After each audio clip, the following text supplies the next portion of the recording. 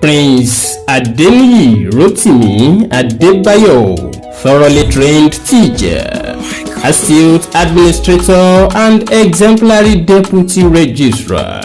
The best years of your life are yet to come. Happy birthday to a visionary man, a man that has impacted so many lives positively.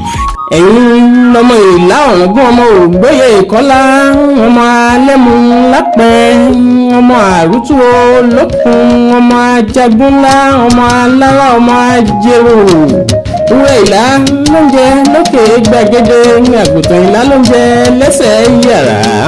Àkùkọ gàgàrà tó ń jíkọ lóde ìlà lọ́jọ́ ìjọ́sí, ibi tí ẹ pèlè sílẹ̀ ń pè lọ́gbùn ìpérin, ibi ẹ pàgbò sílẹ̀ ń pè lókè jìgbò, ibi ẹ pẹlẹ́dẹ̀ sílẹ̀ ń pè lókè ẹ̀dẹ̀, ibi ẹ tètè tẹ̀dó sílẹ̀ ń pè ní sẹ̀dó.